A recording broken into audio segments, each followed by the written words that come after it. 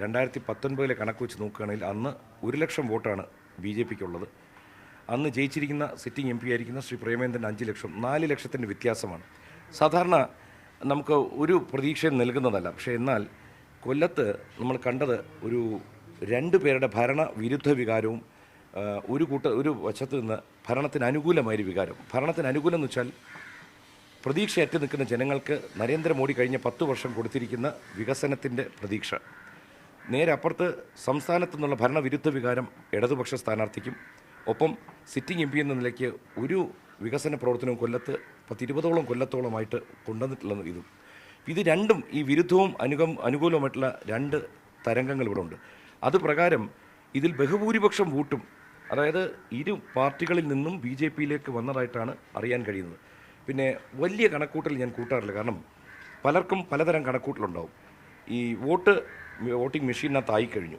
അതുകൊണ്ട് നമ്മൾ വലിയ കണക്ക് കൂട്ടാതെ വരും ദിവസങ്ങളിൽ സമാധാനവും ശാന്തവുമായിട്ട് കൊല്ലത്ത് പ്രവർത്തിക്കുക, കൊല്ലത്തിൻ്റെ വികസനത്തിനായിട്ട് കൊല്ലത്തെ ജനങ്ങളുമായിട്ട് ഇടപഴകിയിട്ട് എന്തൊക്കെ വികസനം കൊണ്ടുവരാൻ പറ്റും, ഏതൊക്കെ മന്ത്രിമാരത്ത് നമ്മൾ എന്തൊക്കെ അപേക്ഷകളുമായിട്ട് പോകണം, ഇതിനെപ്പറ്റി ഒന്ന് ചർച്ച ചെയ്യുക. അതായത് ജൂൺ 6 റിസൾട്ട് വരുന്ന സമയം ധാരാളം സമയം വെറുതെ ഉണ്ട്. ഈ സമയത്ത് കംപ്ലീറ്റ് കൊല്ലത്തിൽ ആൾക്കാരെ കാണുക. കാരണം ഞാൻ കൊല്ലത്തുനിന്ന് പുറത്തുനിന്ന് വന്നൊരു വ്യക്തിയാണ്. എന്നിട്ട് കഴിഞ്ഞ ഏകദേശം 26 ദിവസമാണ് വർക്ക് ചെയ്തെങ്കിലും അതിൽ 4 പ്രധാന നേതാക്കൾ വന്ന ദിവസം ജനങ്ങളുമായിട്ട് ബന്ധപ്പെടാൻ അധികം കഴിഞ്ഞില്ല. അപ്പോൾ 22 ദിവസമാണ് എഫക്റ്റീവായിട്ട് ജനങ്ങളുടെ കൂടെ വർക്ക് ചെയ്യാൻ കഴിഞ്ഞത്. ഈ 22 ദിവസം കൊണ്ട് ജനങ്ങൾ അങ്ങേറ്റം സ്നേഹം, അംഗീകാരം ഇതെല്ലാം തന്നാണ് പ്രചരണത്തിലുടനീളം എന്നെ കൊണ്ടുപോയത്.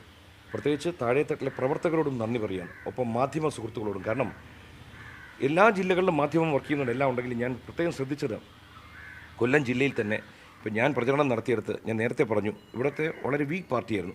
എന്നിട്ടും മാധ്യമം അങ്ങേറ്റം ഒരു ശ്രദ്ധയോടുകൂടി നമ്മുടെ കൂടെ പ്രചരണത്തിന് വന്ന് വളരെയധികം സഹായിച്ച് ഇന്നിപ്പോൾ നെക്ക് ടു നെക്ക് 3 സ്ഥാനാർത്ഥികൾ നിൽക്കുന്നത് ആർക്ക് വേണോ വിജയിക്കാമെന്നുള്ളൊരു നിലയിലെത്തി. അതിന് പ്രധാന കാരണങ്ങളൊന്ന് പാർട്ടി പ്രവർത്തകരുത്, നരേന്ദ്രമോദിയുടെ വികസനം, ഒപ്പം മാധ്യമത്തിനും വലിയ റോളുണ്ട്. അപ്പോൾ ഞാൻ പറഞ്ഞു വരുന്നത് വെച്ചാൽ എല്ലാവരും ഉറ്റുനോക്കുന്നുണ്ട് കൊല്ലത്തെപ്പറ്റി. കൊല്ലത്ത് ധാരാളം വികസനം കൊണ്ടുവരാൻ പറ്റും. കൊല്ലത്തെ ഒരു കേരളത്തിലെ തന്നെ നമ്പർ 1 ജില്ലയാക്കണമെന്നാണ് എൻ്റെ ഒരു ആഗ്രഹം. അതുകൊണ്ട് വരുന്ന ദിവസങ്ങളിൽ കണക്ക് കൂട്ടലുകളെക്കാൾ എനിക്ക് ഇവിടുത്തെ ജനങ്ങളുമായിട്ട് ഇടപഴകിയിട്ട് ഇവിടുത്തെ എന്തൊക്കെ മേഖലകളിൽ പുരോഗമനം ഇല്ലാതെ കിടക്കുന്നു, എവിടെയൊക്കെ വികസനം കൊണ്ടുവരാൻ പറ്റും, ഇത് മന്ത്രിസഭ ഉണ്ടാക്കിയാൽ കേന്ദ്രത്തിൽ മന്ത്രിസഭ വന്നാൽ ഉടൻ തന്നെ എനിക്ക് അവരുമായി ബന്ധപ്പെട്ട് കൊല്ലത്തിൻ്റെ വികസന പ്രവർത്തനങ്ങൾ ആരംഭിക്കണമെന്നാണ് എൻ്റെ മനസ്സിലെ ആഗ്രഹം. അല്ല, പോളിംഗ് കേരളത്തിൽ മാത്രമല്ല കൊല്ലത്തും മാത്രമല്ല, ഇതുവരെ നടന്ന 2 ഫേസുകളിലും പോളിംഗ് വളരെ കുറവായിട്ട് കാണുന്നു. അതിന് എന്താണ് എക്സാക്ട് കാരണം എന്നറിയില്ല, എങ്കിലും പൊതുവെ പറയുന്നത് കാലാവസ്ഥ വിപരീതമായതാണ് ഒരു കാരണം എന്നാണ് പറയുന്നത്.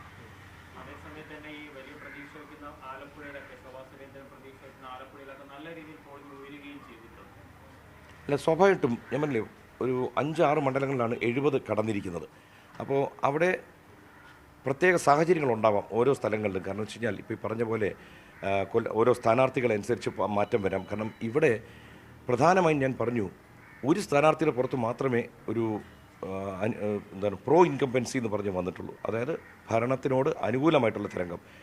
ജനങ്ങൾക്ക് മടുത്തിരിക്കുകയാണ് കൊല്ലത്തിൻ്റെ കാര്യത്തിൽ. കാരണം സിറ്റിംഗ് എം പിയുടെ ഭാഗത്തു നിന്നുള്ള അതായത് പുരോഗമനത്തിനെതിരെയുള്ള കാര്യങ്ങൾ, നീക്കങ്ങൾ, അതുപോലെ തന്നെ കശുവണ്ടി മേഖല തകർന്നിരിക്കുന്നത്, ഇങ്ങനെ ധാരാളം വിഷയങ്ങളുണ്ട്. ജനങ്ങൾക്ക് വന്ന് വോട്ട് ചെയ്യാൻ എന്തെങ്കിലും ഒരു പ്രതീക്ഷ വേണ്ടേ?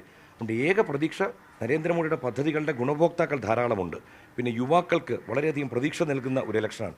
അങ്ങനെ ഉള്ളതുകൊണ്ടാണ് ഇത്രയെങ്കിലും ഇലക്ഷൻ ഒരു പോളിംഗ് നടന്നതെന്നാണ് എൻ്റെ വിശ്വാസം.